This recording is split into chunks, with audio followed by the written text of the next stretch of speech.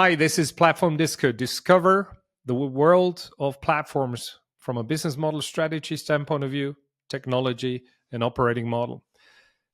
Today, you will hear more about our software partner Mirakl and what we can do together to help you digitalize B2B. It's not only about marketplace as a business model, but digitalizing many aspects. We will cover three main target sectors: wholesale, general procurement organizations, as well as the manufacturer's world. You will hear for each and every one of these targets great examples that have proven to drive business. You will hear growth rates of plus 50, plus 100, pretty exciting numbers. You will hear how AI is helping with catalog management and automation. You will get insights on how your B2B operation can actually be future-proofed because you address the challenges of talent scarcity on one hand, while on the other hand, you're addressing becoming a data-led digital operation that can become more efficient on one side, but scale on the other side. Last but not least, you will get a great overview of circular re-commerce examples that are also supported. And at the end, the big nine industries of my guest this week. I hope you do like it. And now back to the dance floor.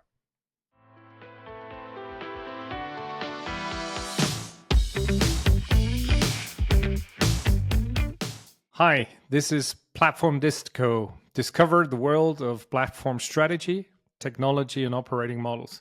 Today, with one of our prime software partners, Mirakl. And I'm really happy to have Dickel Sooriah with me. He's sitting in Paris. He's the VP of B2B offer. Bonjour. Bonjour, Alex. Very nice to be with you. Thank you for having me. Great to have you here. We had, obviously, like usual, a pre-introduction of what we want to talk about. And I think what we will be able to cover is really exciting. And it's really true to the platform Disco name, because Disco stands for lowering the barriers towards that topic, but also to discover. And the audience will discover quite some things in the B2B camp, what type of offers Mirakl can provide and what problems you're able to solve. But before we go there, it's always nice to get to know the guest. So who is Dickel and what are you really doing at Mirakl? So again, delighted to join you on Platform Disco. So I've basically been with Mirakl for 5 years. My role within the company is really building the solutioning around a core Mirakl product and really design solutions in a way that we can really cover all of the use cases that we find with what we call B2B, which is basically an organization selling to professionals, enterprises, be they small SMEs or large enterprise accounts. So this is basically our definition of B2B. And my role is really to identify the use cases and really come up with all the end-to-end solutions that will help us really digitize what we're seeing in terms of requests to both be more efficient while at the same time setting our clients up for success in terms of growth. That's a very simple and good definition, setting up the clients for growth. If we look at your Vita, you do have quite some background in this digital space. Maybe you want to cover a little bit how you actually got into Mirakl. You have vast experience in the space. So my goal really when joining Mirakl is I'm one of those non-retail hires. Mirakl was obviously instrumental in helping retailers really, I would say, extend their range, move in a very e-commerce driven economy where basically they needed to easily add new categories through the addition of sellers to their ecosystem. And I joined as someone who could help really build the B2B side of things.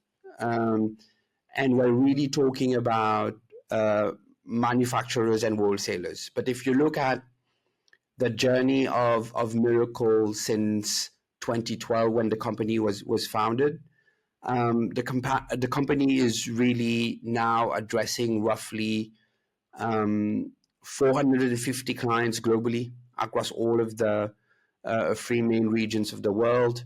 And with this portfolio of clients, we really cover all the use cases of digitization. And I'll talk a little bit more about how B2B is a little bit different from what we call retail B2C.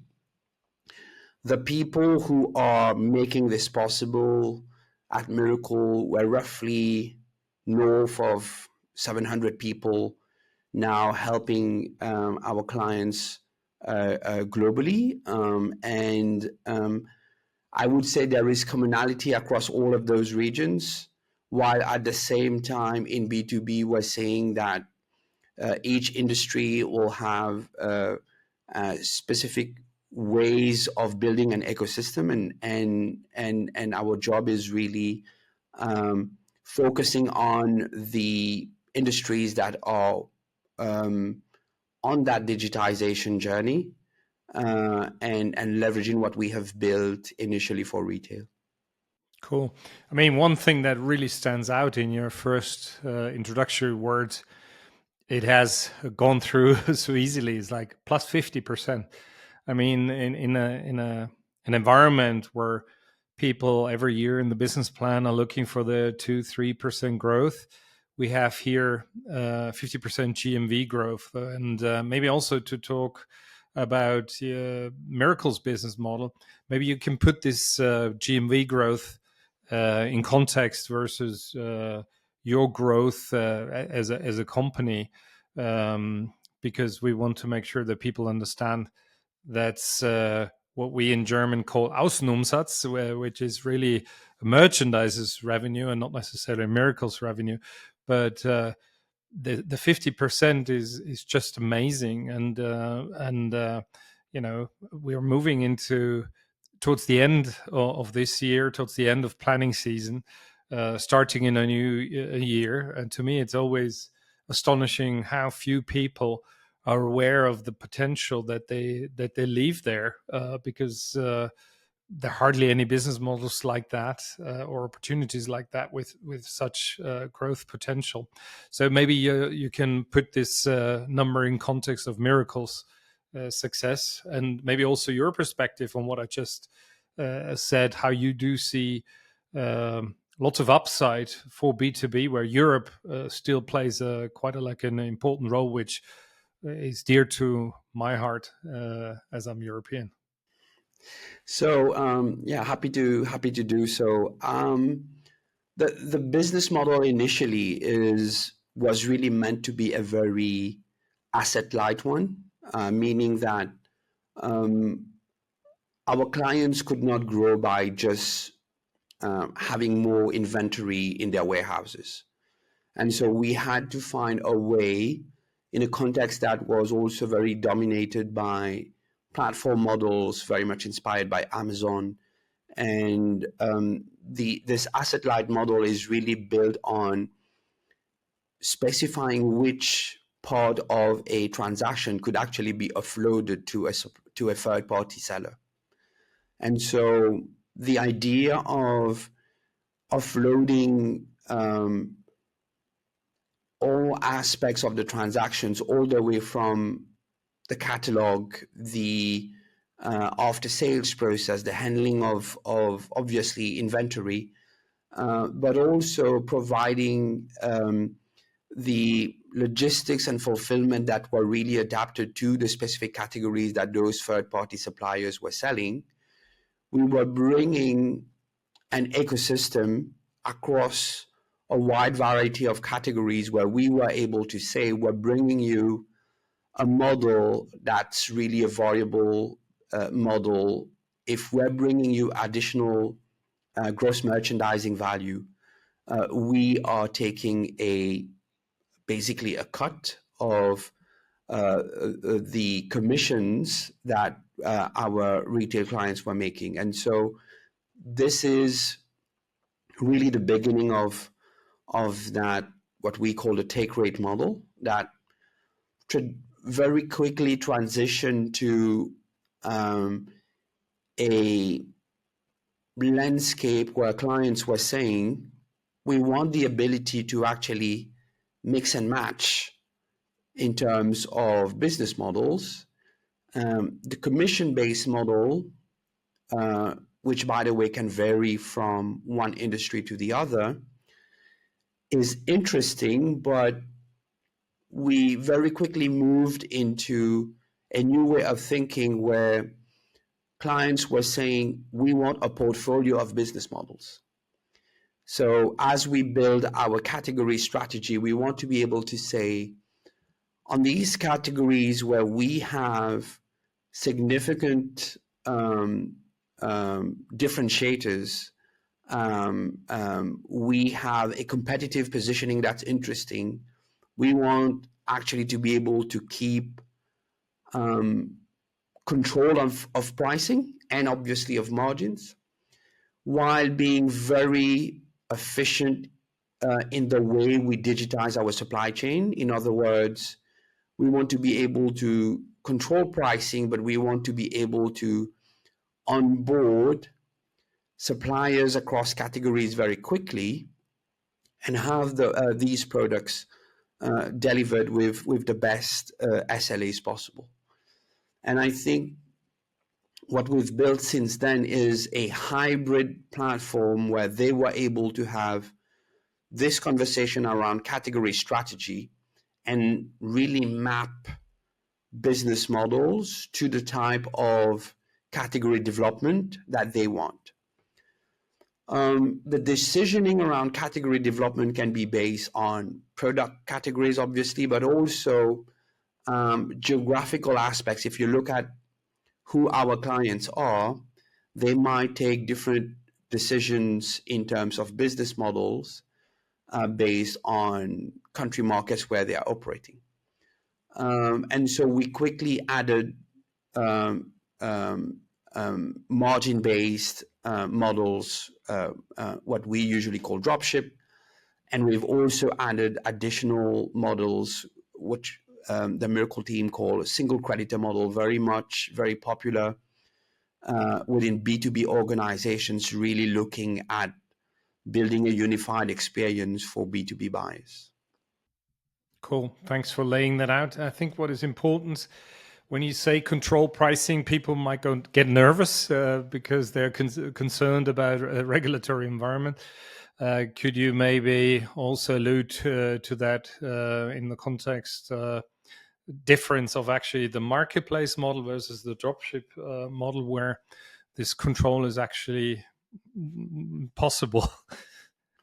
So there are a certain number of factors that come into play when our clients, who could have different market positioning, but as you said, also have to be very conscious of how their market power basically influences the way they look at their distribution strategies. And so a lot of the conversations are around scale and growth, which goes with offloading, as I said before, a number of the responsibilities to third-party suppliers. But at the same time, you want to be able to say whether you are taking title, so taking ownership of the goods you're selling, or whether you are really an intermediate player in that transaction, facilitating a sale. But what we call the seller of record is still that third-party supplier. So we come from a business model where that seller is an actual seller of record, meaning they are responsible for the sale of the product. What we then design with our clients is the ability to keep that efficiency in the way they scale across categories, but they still want to be in charge of selling the product, meaning that from a legal standpoint, they are taking ownership and they are delivering that product to the supplier. The fulfillment itself can be offloaded, but they are in charge of the sale. But we're bringing them the ability to do this in a more scalable fashion. Absolutely. I really like to spend a little bit of time before we really go down into these opportunities which we see in B2B together. What you just mentioned is really important, the scale and the growth, right? So if I take the top 100 marketplaces in Europe, we only have 2.2% share, so far below fair share of Europe. And what we're good at is inventing things or researching things. What we're not good at is scaling.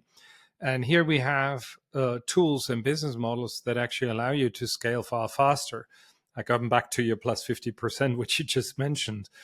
And so I'm very often astonished how little senior leaders, decision makers, boards are aware what is out there and what they could pull. And I perceive a little bit the notion of an either or, that people think, well, I can only do it if instead of an and.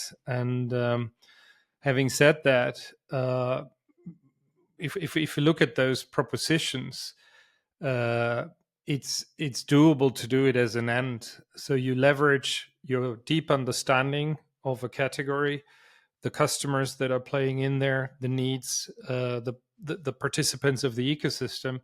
And all you do is you aggregate it and you enable it, and so you add a role. And the other thing is, people seem to think I'm a different company now. Yes, to a certain degree you are, because your role changes. Your role is enabling sellers. Your role is to aggregate different players of the ecosystem. Your role is to facilitate transactions. Yes, indeed. But I perceive it many times only as an addition. And I always compare it with, as a consumer, with the proliferation of media. Has newspaper gone away because other forms of media have joined? No. Has cinema gone away? No. Only the role has changed slightly. And this is the way I treat it here. I would wish that more businesses that do have this in-depth know-how and have already quite some good digital foundations would just say, holy moly, there's so much opportunity we're not tackling. And here is an approach that can scale in an asset-light way. And that's maybe also something that people seem to get wrong because they benchmark themselves versus what they read about hyperscalers like Amazon or Alibaba. Oh, I'm not in that league. What can you tell those type of preconceived notions and mental models in terms of, am I big enough to consider this? So, first of all, the end, which you mentioned, when you want to be an aggregator and you want to be able to make the most of multiple models, it is today a reality. We have significantly large players. I can use the example of one of our clients, which is Airbus Helicopters. They are leveraging both that marketplace model and the ability to have dropship as a model where they are really reselling the products, but that third-party supplier is delivering that. And this thinking comes from the notion where you can have decisions based on the ability to control your margins on specific categories, but you also have other procurement experience criteria that come into play where a large buyer is saying, Airbus Helicopters is a reference supplier in my organization and I need to be buying from them as the seller of record. So the short answer to your question of, are you too big? Is this a reality? The answer is yes. This is a reality. The ability to pick and choose the trading models that you want, the invoicing model that you want, that come with a series of packaged solutions from a tax perspective, and I'm stepping way into B2B world when I talk about those concepts, but there are a certain number of adjacent functions to what we do, which are also going through that digitization process. Obviously, ordering is one. If you look at the 7 to 10 channels that are used in B2B, all those channels are being digitized, from Salesforce on the field interactions, which are not going away, which are just being used differently. Those sales reps are being equipped differently. All those channels are becoming more digital. All the components that work alongside an e-commerce portal, a sales rep tool when they're visiting a restaurant and taking an order on behalf of the restaurant owner. These tools have to communicate with credit insurance underwriting servers that are making real-time decisions on the amount of credit a B2B buyer is able to use as they place their orders. So all of these different components are going through that digitization process. And similarly, I think on the supply side, what we're seeing is that the manufacturers or the distributors are used to having multiple channels, and those channels are also very digital, and online platforms are a reality. And if you look at the way they are looking at their digitization strategy moving forward, they need to be ready for that. And I was actually surprised by how open many of those large industrial sellers were actually ready for all the way to selling on marketplaces across multiple channels, which Mirakl is also facilitating today. We are launching our Mirakl Connect Channel Manager as a way of pushing, allowing sellers to sell to multiple online platforms, even the non-Mirakl powered ones. And so I think this is becoming a reality in terms of the digitization of both the omni-channel commerce landscape, but also the reality of suppliers. Yeah. And so to wrap this up and then move now into the more detail, I think if Mirakl was understood as the marketplace solution, what we can say now is also it is the B2B digitalization solution, where marketplace is one of the use cases. If I listen to you, and that actually the principles that you needed to perform on marketplace can be reapplied for other use cases in the B2B context to actually allow all players to compete in a digitally enabled ecosystem fashion. Is that a fair wrap up? That's exactly it. I would say a B2B organization needs two things to digitize their transactions. They need a digital platform that is able to orchestrate free families of flows digitally, present products and pricing in a digital way, take in orders and fulfill those orders in a digital way, invoice or be invoiced and be paid in a digital way.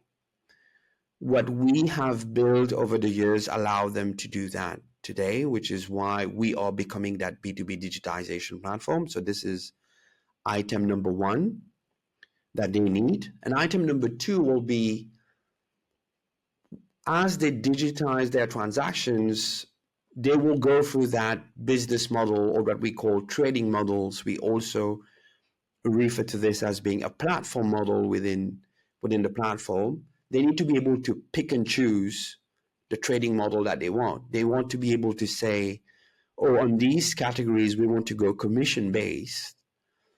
But on these and those categories, we want to negotiate a purchase price, set up our margin, and resell everything.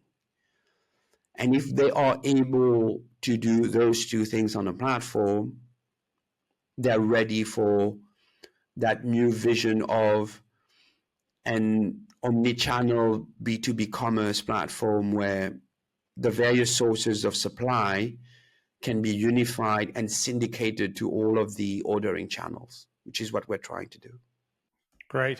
That's a great wrap up, actually, that you choose your trading model selectively, but still you're driven by the vision to become a fully digitalized player in that field, because you rip benefits aside, and we will cover them as we move.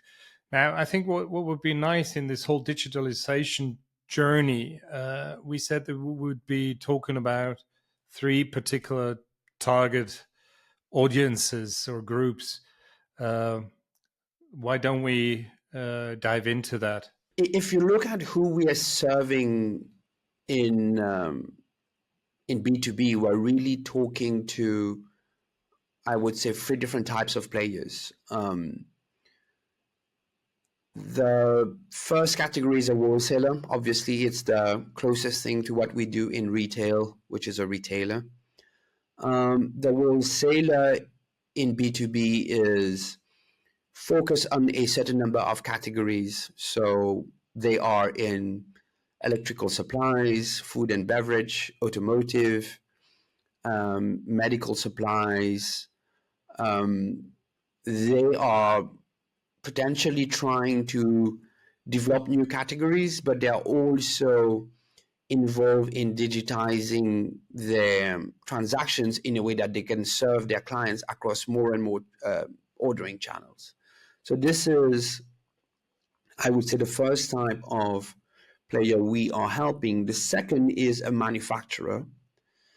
The manufacturer is a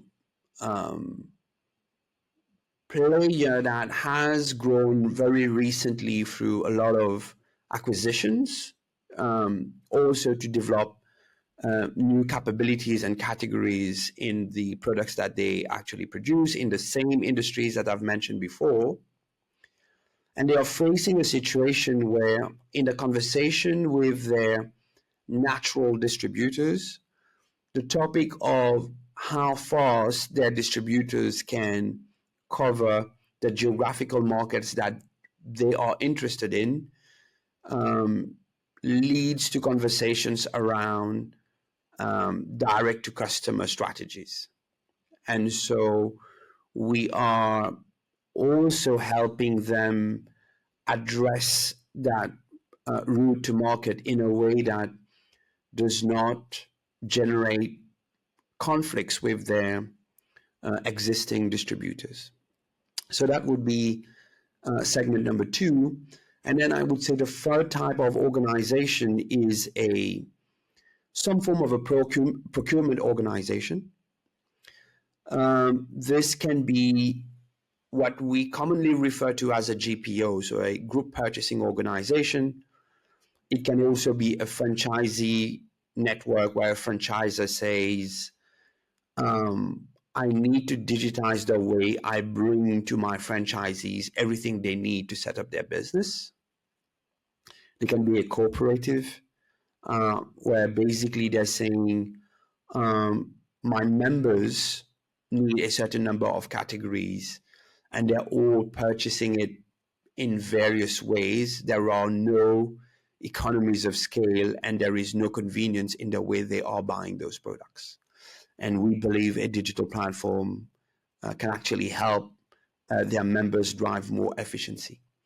So overall, if you look at those three segments, they are engaged in the same search for a digital platform that has all of the flows that I've alluded to earlier, with the ability to onboard all the categories and suppliers that they need. And our ability to have connected over 100,000 suppliers globally is helping them achieve that. Great. Actually, it's an amazing range of businesses your digitalization solution can cover.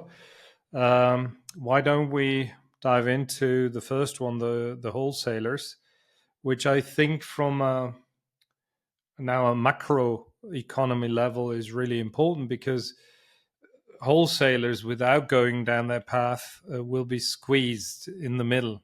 And with this very proactive digitalization move, actually, they can take their own future into their hands and leverage their deep market understanding, the proximity to the customers, and create this relationship, get access to the data and all this good stuff.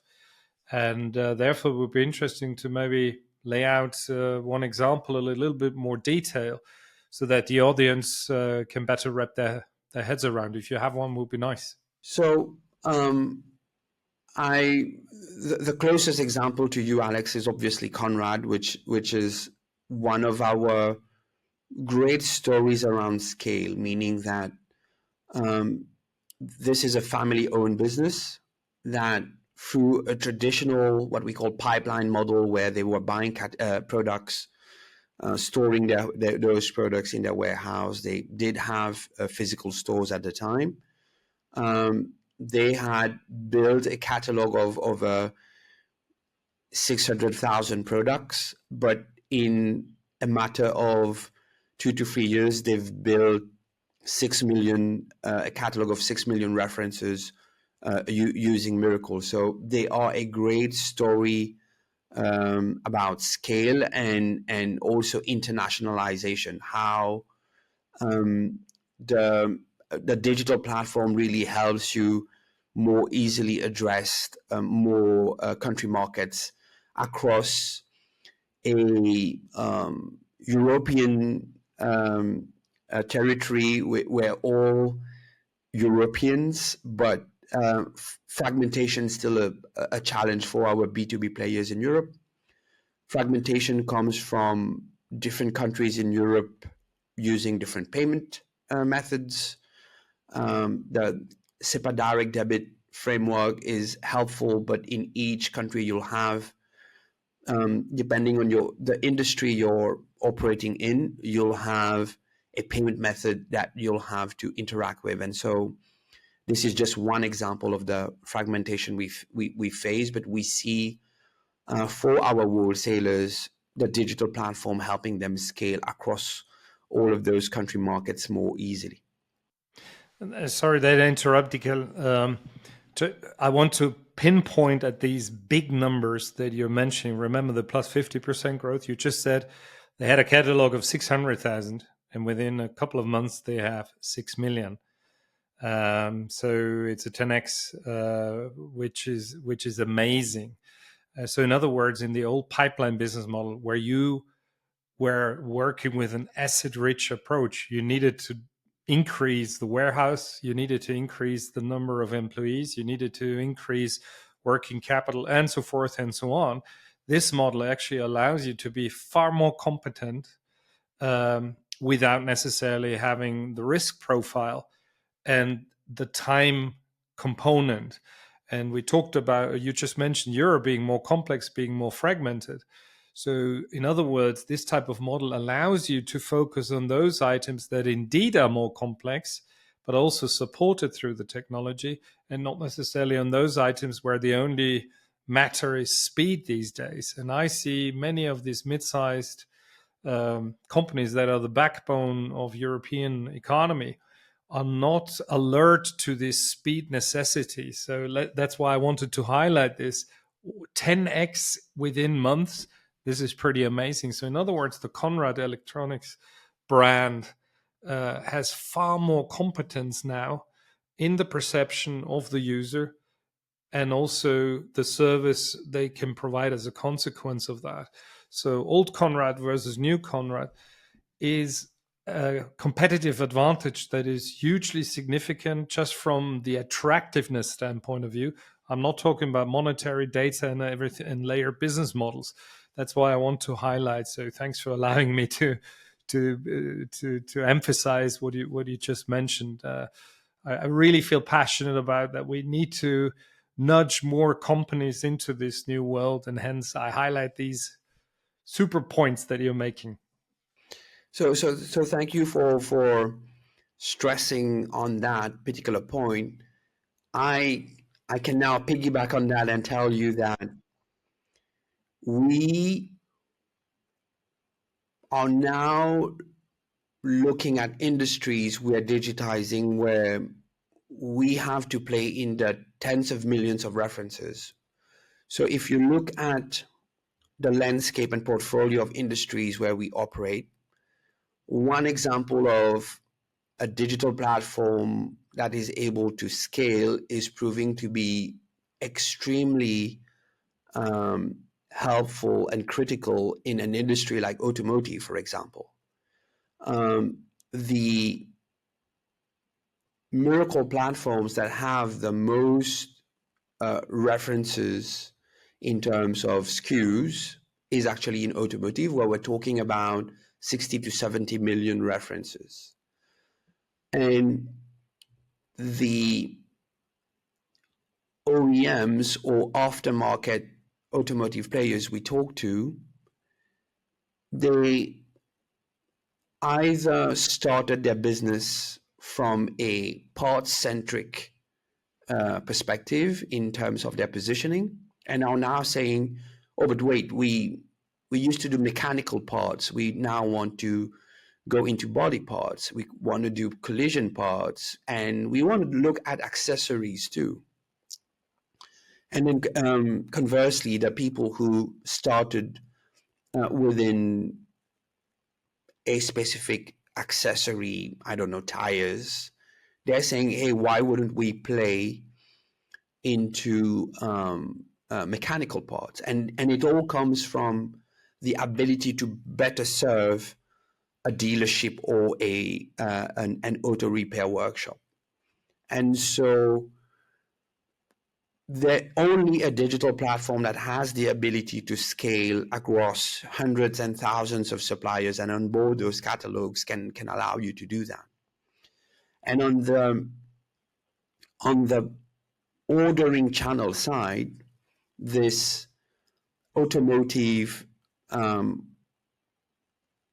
repairer is looking to look at where their order stands on a digital platform, but they don't necessarily want to place that order themselves. They're still very much used to visit a store or have a sales rep that is placing that order for them. So our job is increasingly to match a digitized supplies with that fragmented landscape of ordering channels in B2B.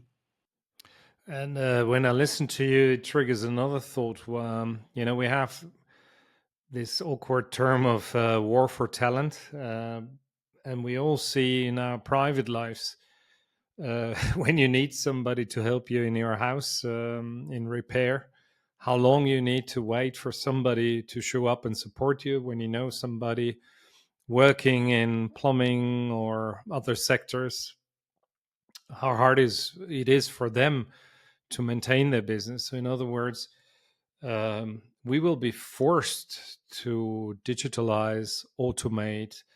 If companies don't move there fast enough, they will, crumble under the pressure of this reality of not having enough people and attracting people without offering a state of the art and I would even call it convenient digital solution will not attract the last remaining talent that is out there on the market. So this whole thing is not only a nice to have growth initiative, it's literally in the next couple of years, and I'm not talking 10 years, I'm talking less, far less.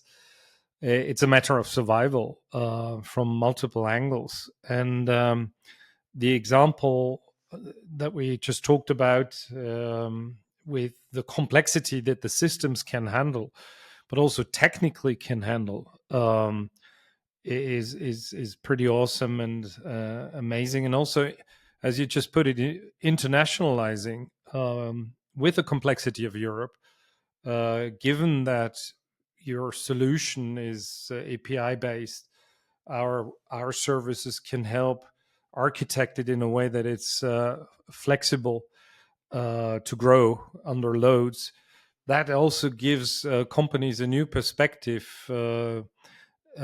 playing this defensive game on the HR side, while becoming very offensive on the future proofing side. And I think that's a very important role that a European company, global company like Mirakl, but with a European heritage, can do for Europe. And I really like that.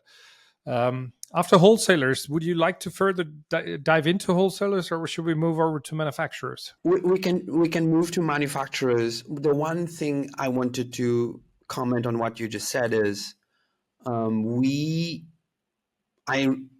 think last week I asked a food and beverage wholesaler, a fairly large one, with quite a significant field sales force, and I said, why does the field sales force actually need a digital channel? They said, Dickel, even if they don't want to be placing the order, the sales rep will do that.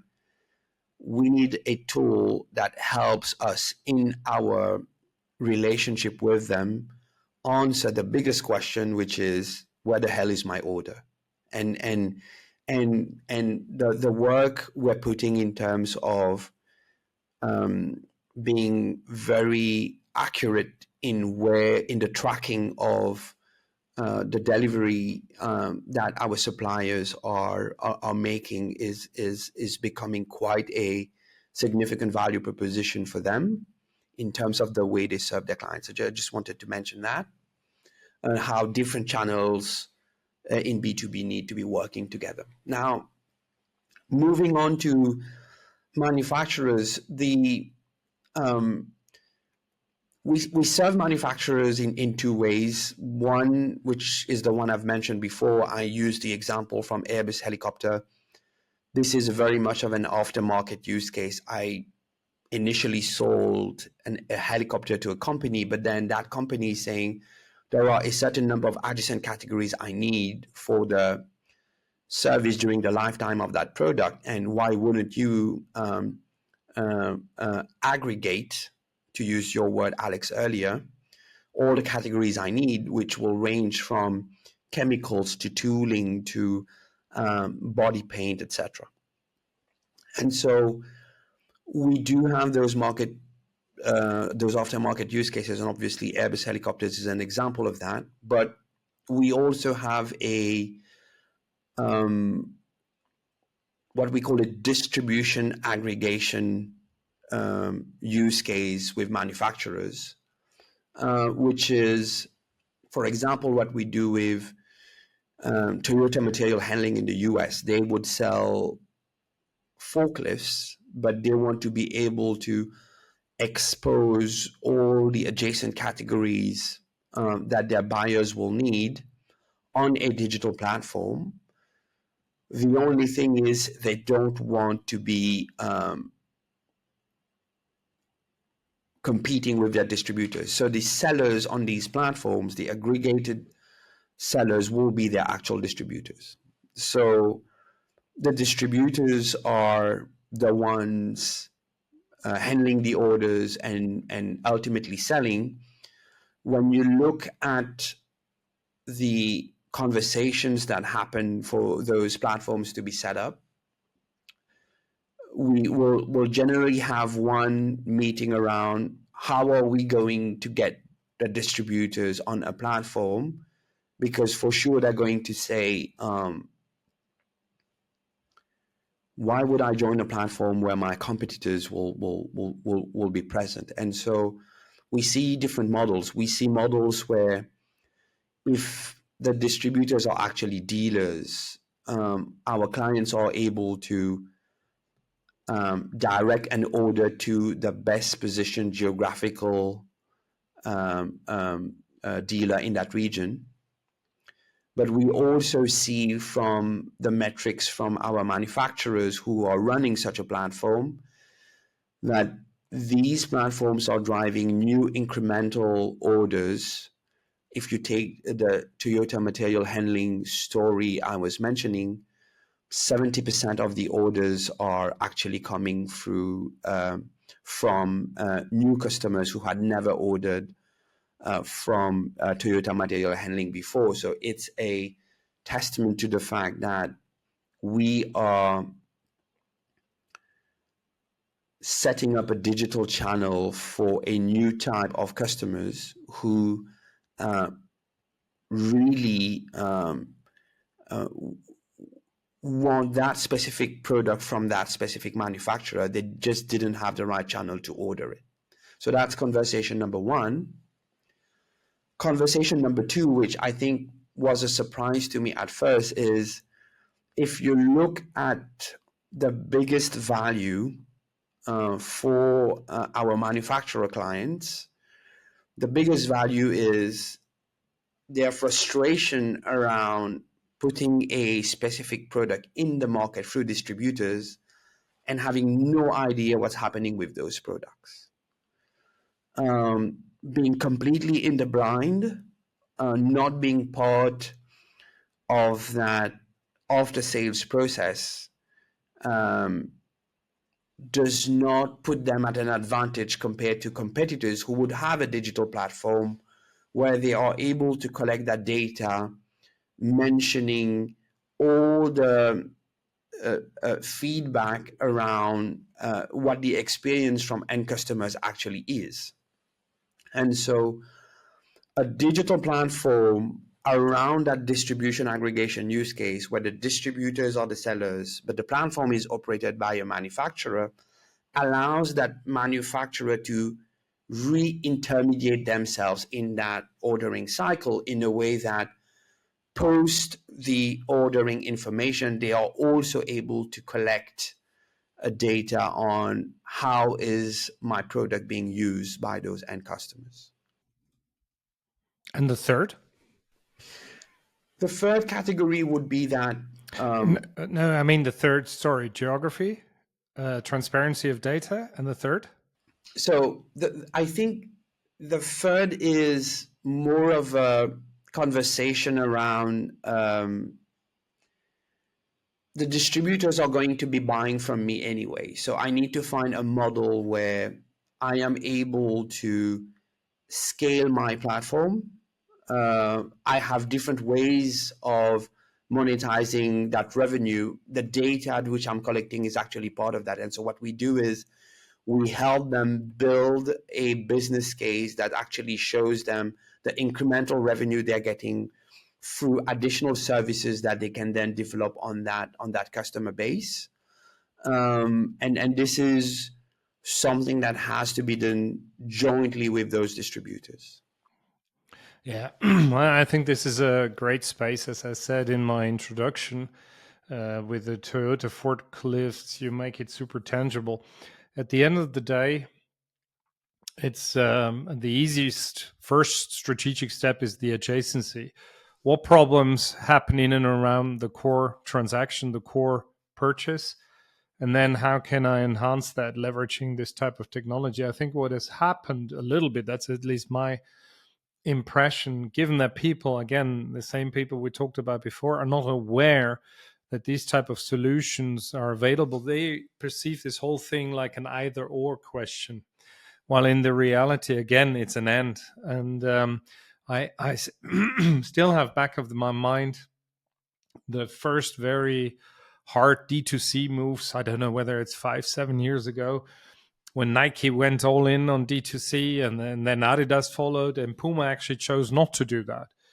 And actually, Adidas seemed to have been penalized through offending their distribution partners, while Puma took a far more conservative approach, jumped into the gap that Adidas seemed to have left, and promoted omnichannel, traditional omnichannel.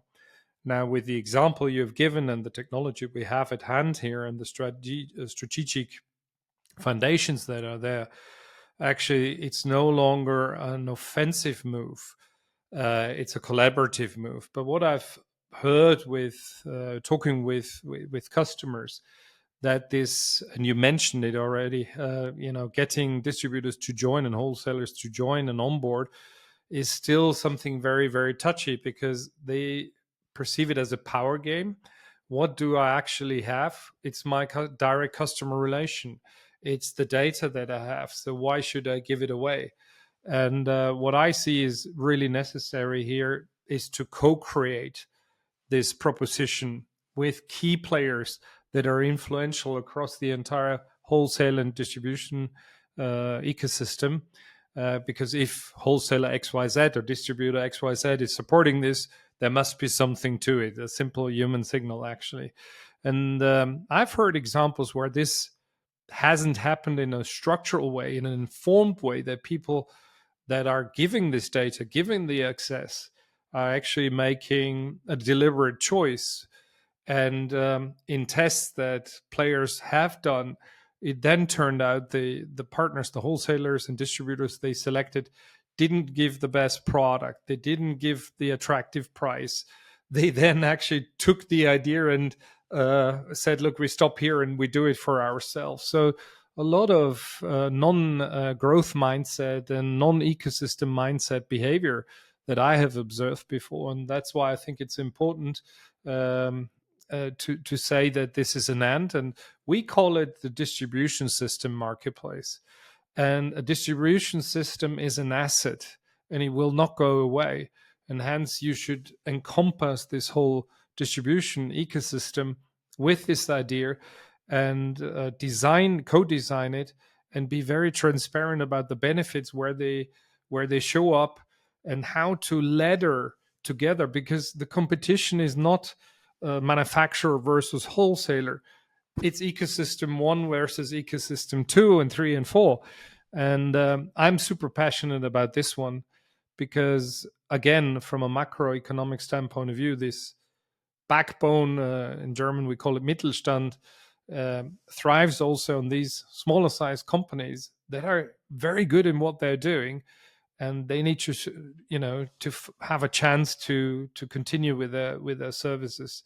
And if it's co-developed, if it's very transparent, people understand the mechanics of it, then I think this is a very exciting place. So just on your comment about the Mittelstand, I think for the Mittelstand, it's even more relevant because when we, in our conversation with the German Mittelstand of manufacturers, what we see is they are also very much on specific geographies, direct distributors. So many of them, when I ask them the question of their sales channels, they do have territories where they go direct, and therefore it's an even more obvious case of an N, because they are a manufacturer and a distributor, because they've had to go direct on specific geographical market, which makes the digitization story a more powerful one. Cool. Now let's go to the third one, the group. So the procurement organization comes with many shapes and forms. So as I've said, it's a GPO. They are in the business of negotiating procurement contracts with reference suppliers, and very much coming from a business where they then apply rebates based on ordering volumes. they have, for a certain number of them, been doing this without any form of digital platform, which means that they reach a point where the clients are looking for a different ordering experience. They themselves were facing challenges in terms of transparency, in terms of the transaction that actually happened. So on the questions of what was actually ordered, there is no digital system of record. And so I am saying this is the amount that should be applied, because this is what was ordered minus refunds, and the claims process is quite a painful one for them. And so a digital platform acting as a system of record that is shared between suppliers themselves and the buyers solves transparency, gives convenience to the buyers in the way they want to visualize products with rich product data sheets, but also have a very fluid and seamless process all the way from seeing the product to ordering to the full order to cash process. And then we bring to them this automation that actually allows them to add more categories, because they were, for many of them, I don't want to say stuck, but they were really limited to the number of suppliers and products. And when they are operating in food and business, and there are so many more categories developing in wines and spirits, organic food, ethnic food, they need the ability to develop those categories very quickly, which they couldn't do without a digital platform. And so I spoke about GPOs. They very much for us take the form of franchise networks in hospitality, in automotive. We have one great example in Mirakl, which is Driven Brands in the US. They are the parent company of large brands for auto service centers such as Mako, Take Five Oil. And they have taken the decision in 2022, they launched in Q1 of 2023 to actually build a platform for their franchisees called Driven Advantage. So they built a specific branding that kind of encompasses the idea of the best assortment with the best deals, and serving around 5,000 auto workshops in the US. They've been able to significantly drive adoption with, I think they have over 80% of their eligible locations that have already started purchasing products on the Driven Advantage platform.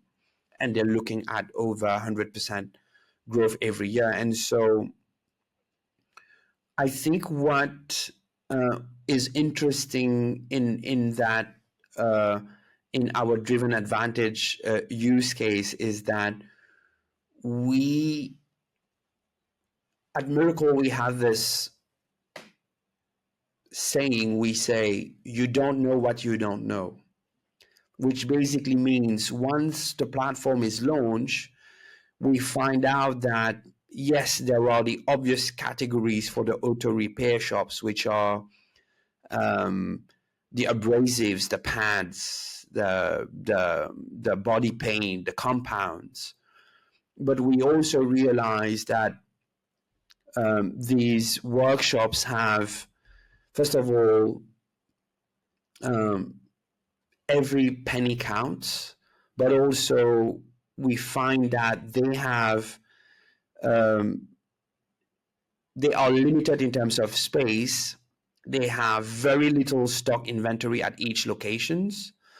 but they actually need office supplies. They need glue. They have requests for specific tool blades. So once the platform is out, it's becomes that intermediation tool that allows you to collect requirements from what they actually need to serve people who are visiting the workshops, who actually need coffee in the waiting room. And this is how we help them build the assortment that's fit for purpose. I really like this use case as well. You know, in the current day and age, a lot is driven by cost, efficiencies.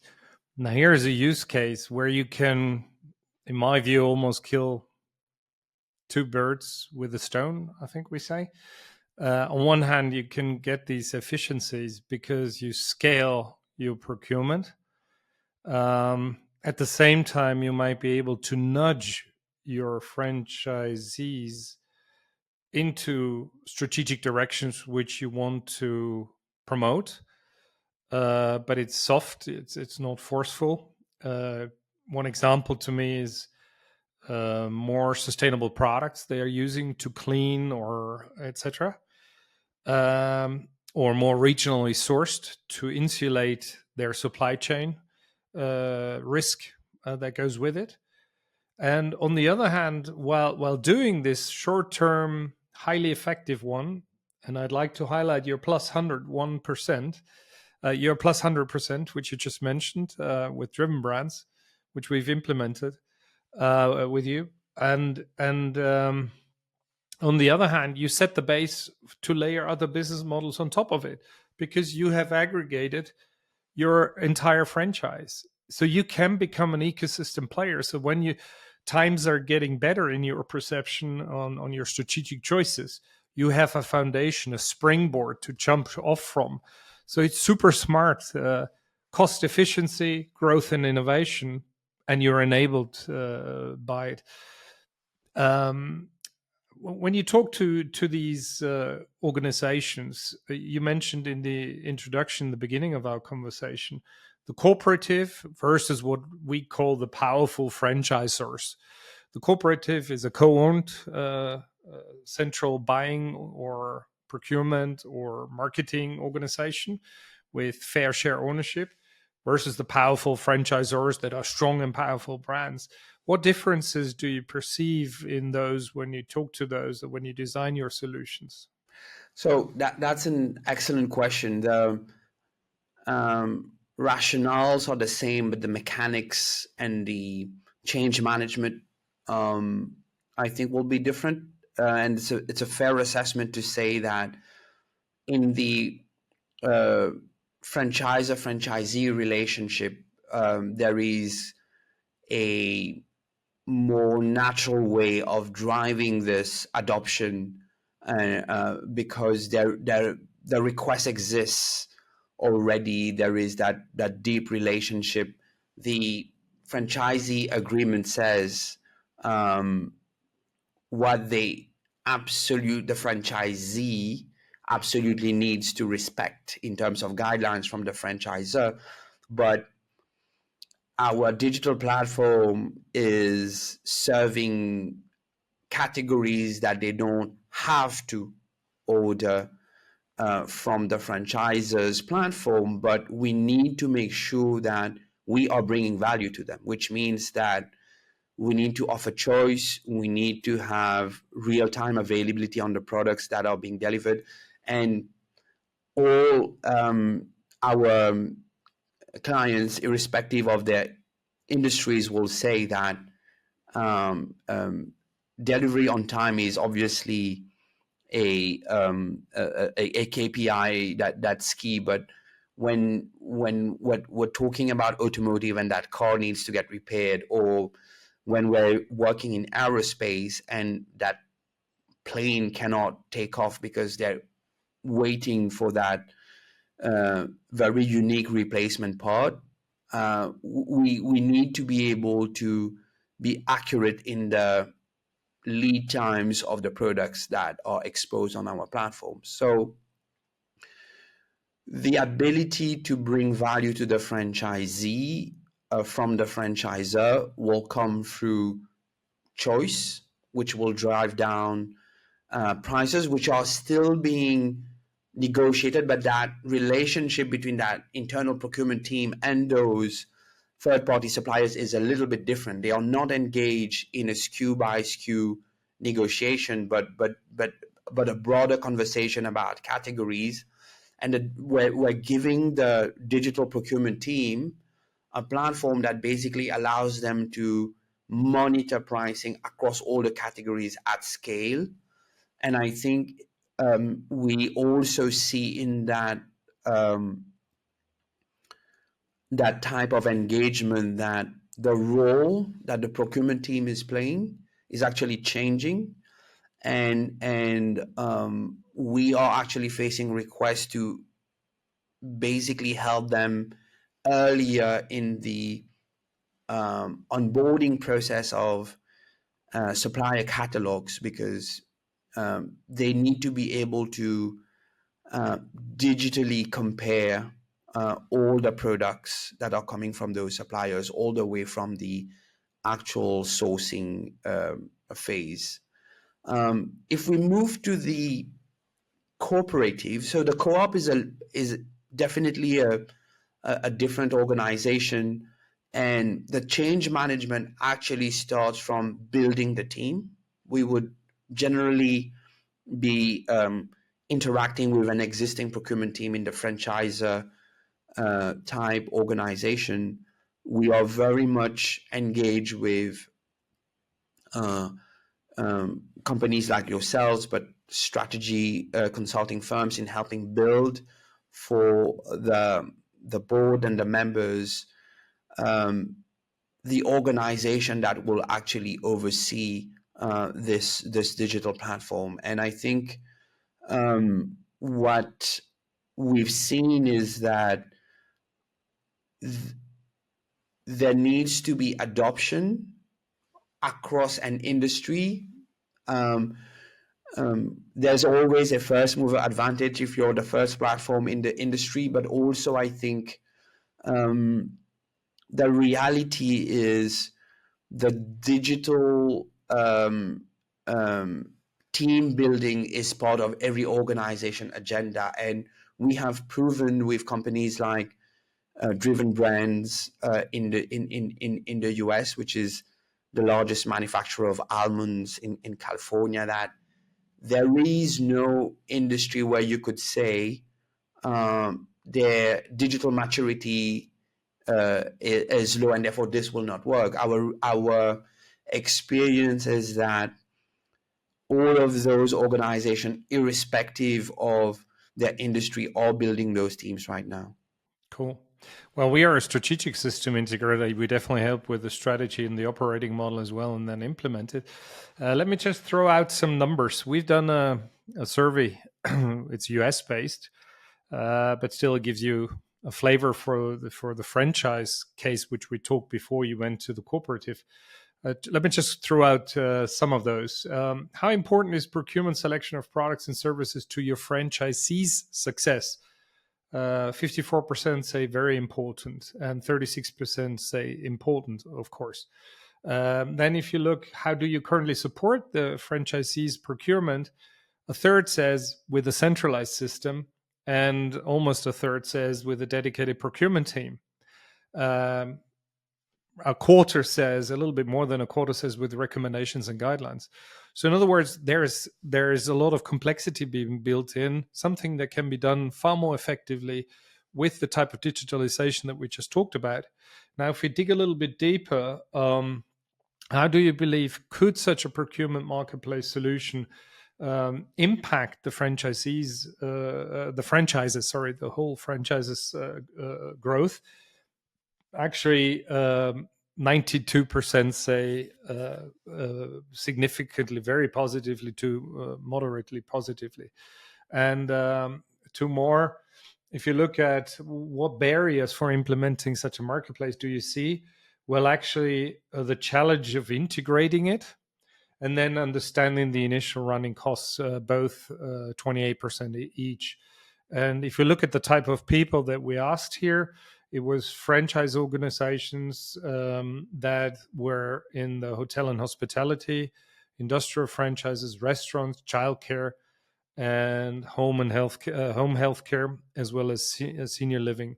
So to me, again, it's an evidence that people are not fully aware how these type of digitalization solutions could help here and how easy it is, which leads me over to the last section. You mentioned it on a side note already, the whole management of the data integration, the catalog integration, and Mirakl toolkit. The Mirakl toolkit here is pretty advanced, leveraging AI, making it as simple as possible. So maybe you could talk about this part of your toolkit, so that these concerns that I just quoted partially can go away, and people say, "Well, I see now the upside. We go for it in 2025, even if they had to do some replanning." I think this is an example of a unique value we're bringing that we actually had to build, because our digitization story always leads to one conclusion, which is no transaction can happen if no product was exposed at the beginning of the story. So everything always starts with a product catalog being exposed, and that's true for any ordering channel. But I think what's unique in what the various industries we operate in um, are looking for, I would say, it's the ability to automatically take in the structures, the reality of product data organization in a given industry, and be able to efficiently and automatically map this to the way that that intermediate operator wants to expose product data. And so when you look at the reality of suppliers, they are facing different ways of organizing product data structures, pricing, and this can vary from one industry to the other. Specific industry, electrical supplies or building and construction, is an example of an industry that has specific file formats. And so we want to be able to automatically, leveraging our AI tools, be able to take in those products, recognize where what we call the taxonomy is, and then automatically make recommendations in terms of saying, you are calling this a particular type of switch, and we believe the category that has been chosen in the ordering channel should be a different one, and make those recommendations. We also see the ability of helping automate the way in which we enrich the information for missing data when it is possible to do so. It's not always possible to do so, but depending on the categories, this is an area where being asked to help. This is done in a way that always leaves the last say to the operators, who basically control the way in which data gets exposed. But I think the way we have started leveraging AI to do catalog transformation has proven that we can significantly accelerate that process in a way that takes the catalog data in the form in which it presents itself by the supplier. And many of the suppliers we're talking to are in a fairly early stage of their digitization process. Great. No, it's a pretty amazing application of AI, and it's no longer that much of rocket science, although a taxonomy, a data model, is really, really important for the success overall. There are two more critical success factors or trends, which we said we will cover quickly. One is user adoption. The other one was the flow digitalization. Maybe let's grab flow digitalization as one aspect where you give us just some highlights. So flow digitization obviously starts with product catalog, as I mentioned, but the ordering side is, I would say, a mix of being able to take in orders, distribute these orders, with a reality, especially in B2B, of large orders still coming in through ERPs for procure-to-pay systems. So we have to take in specific formats. You'll still receive your iDocs, your CXML, and similarly, the suppliers will handle those two first orders and shipping notifications through a mix of APIs and EDI file formats. So Edifact in Europe, X12 in the US, this is still a reality. So we need to support both. But I think we're entering now a space where flow digitization is a reality in invoicing and payment. So this takes, I would say, two forms. One is the ability, if you remember what I mentioned earlier around, we need to present a portfolio of trading models. Depending on the trading model, I want to buy and resell with a margin. I'll let you set the price, but I'll take a commission. We have in the platform the ability to now generate those invoices automatically in a way that streamlines the process for AR and AP, which means that our B2B organizations have an AR and AP process. We have to be able to match to their credit management process.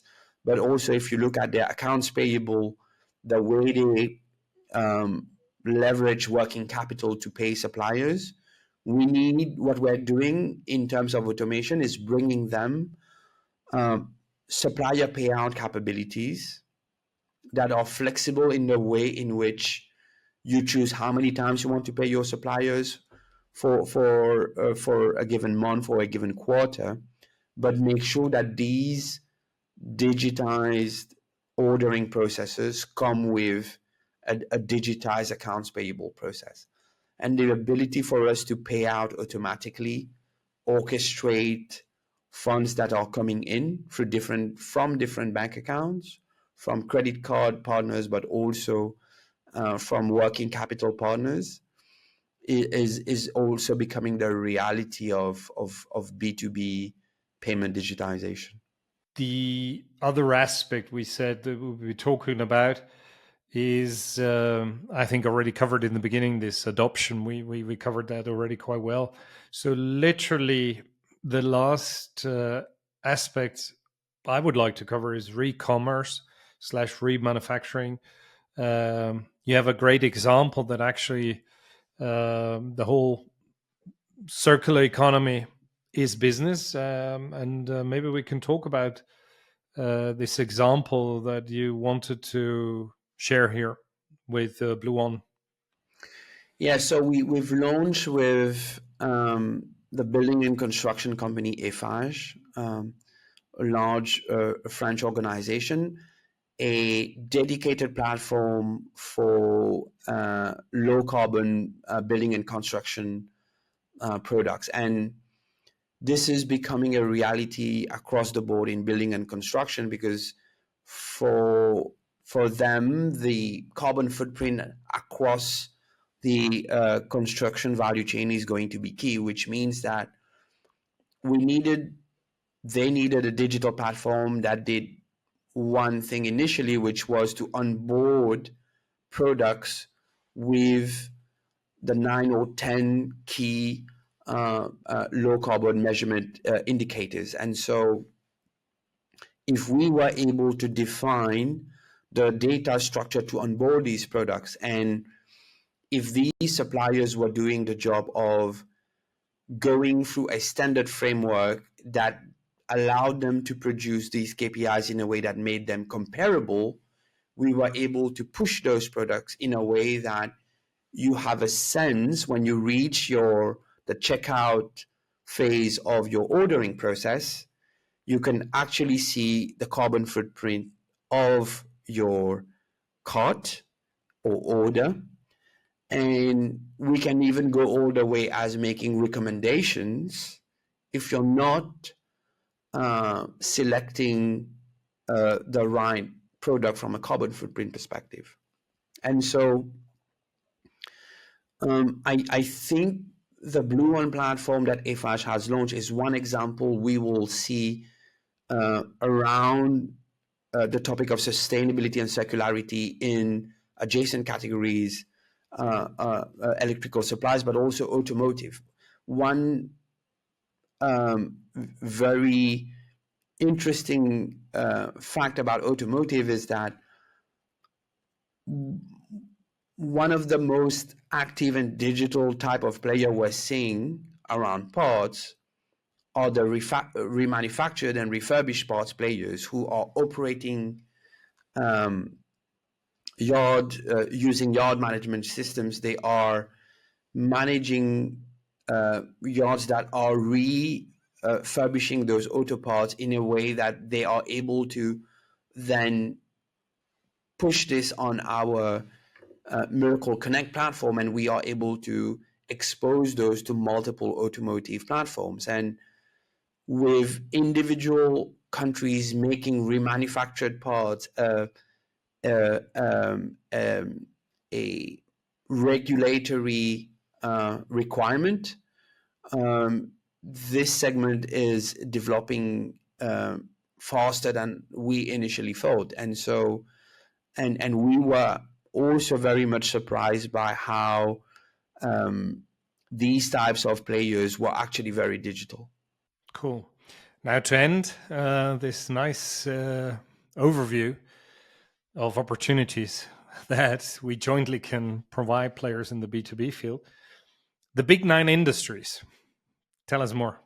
So we have a big 9, which is a reflection of obviously success stories, but also we mentioned regulatory imperatives per industry, and also an indication of where competition stands and the role of digital in the competition in those industries. So I would say that over the years, food and beverage has and will remain our number 1 industry for reasons related to the recurring nature of ordering, essentially, where a digital platform makes the whole difference, really. So, and then very quickly we'll move into 2 or 3 adjacent categories. One is electrical supplies and safety. Number 3 will be industrial supplies and MRO, and number 4 will be building and construction. Those 3 industries, from a product category standpoint, I will say are quite close. They're seeing the same type of